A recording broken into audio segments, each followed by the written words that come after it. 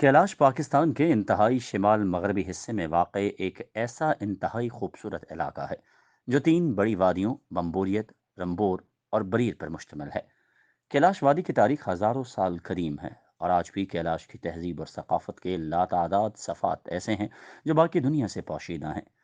सयाह चित्राल से तकरीबन 3 घंटों की दुशवार मुसाफत तय करके कैलाश पहुंचते हैं। रास्ता पुरखतर और सुनसान है। वादी कैलाश के लोग आज भी सदियों पुरानी सकाफत तहजीब के मुताबिक ज़िंदगी बसर कर रहे हैं। वादी कैलाश की खूबसूरती के अलावा कैलाश कबीले की सदियों पुरानी सकाफत, तहजीब और रिवायत पूरी दुनिया के सयाहों को कैलाश की तरफ अपनी तवज्जो मबजूल कराती है। ये वादी अपनी खूबसूरती के अलावा तारीखी पस मंज़र और हैसियत रखती है।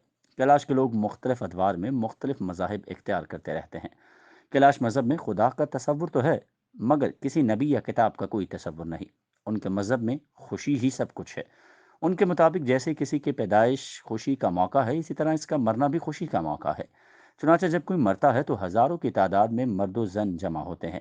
मैयत को एक दिन के लिए कम्युनिटी हॉल में रख दिया जाता है। मेहमानों के लिए 70 से 80 बकरे और 8 से 10 बैल ज़िबह किए जाते हैं। तैयार होने वाला खाना खालिस देसी होता है। आखिरी रसूमात की तकरीबात का जश्न मनाया जाता है। उनका अकीदा है कि मरने वालों को इस दुनिया से खुशी खुशी रवाना किया जाना चाहिए। जश्न में शराब, कबाब और हवाई फायरिंग होती है। मरने वाले की टोपी में करेंसी नोट, सिगरेट रखी जाती है। कुछ साल पहले तक वो मुर्दे को ताबूत में डालकर कब्रिस्तान में रखाते थे। परिंदे इसके जिस्म को नोच नोच कर खा जाते थे और हड्डियां बाकी रह जाती थी। लेकिन आजकल मैयत को दफनाने का रवाज हो गया है। कैलाश में होने वाली फौतगी खानदान को औसतन 18 लाख में पड़ती है, जबकि ये कम से कम 7 लाख और ज़्यादा से ज़्यादा 35 लाख तक भी चली जाती। फौतगी की तरह इनके यहाँ शादी और पैदाश भी हैरान कुन रवाज है। लड़के को लड़की भगाकर अपने घर ले जानी होती है। लड़के के वालिदैन लड़की के वालिदैन और गांव के बड़ों को उसकी खबर करते हैं, जो लड़के के यहाँ आकर लड़की से तस्दीक करते हैं कि उसके साथ कोई ज़बरदस्ती तो नहीं की गई, बल्कि वो अपनी मर्जी से भागी है। तो यूँ रिश्ता हो जाता है।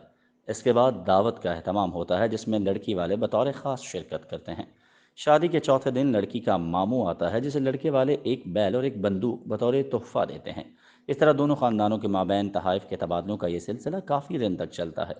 हैरान कुन बात यह है कि प्यार होने पर शादीशुदा खातून को भी भगाया जा सकता है। अगर वो खातून अपनी रजामंदी से भागी हो तो उसके साबिका शौहर को एतराज़ का कोई हक नहीं। जबकि औरत को मखसूस अय्याम और बच्चे की पैदाइश पर घर छोड़ना पड़ता है। यानी उन्हें नापाक तस्वुर किया जाता है और वो किसी चीज़ को छू नहीं सकती। सबसे अलग थलग ये वक्त गुजारना पड़ता है। पहला बच्चा पैदा होने पर ज़बरदस्त किस्म की दावत की जाती है, जिसमें बकरे और बैल ज़िबा होते हैं। ये दावत होती तो लड़की वालों के यहाँ है, मगर अखराजात लड़के वालों को करने होते हैं। इसके अलावा लड़के वालों को लड़की के हर रिश्तेदार को 2000 फीकस भी देने होते हैं। अगर पहले बच्चे के बाद अगला बच्चा भी इसी जिन्स का हो तो ये सब कुछ वैसा ही इस मौके पर भी होगा।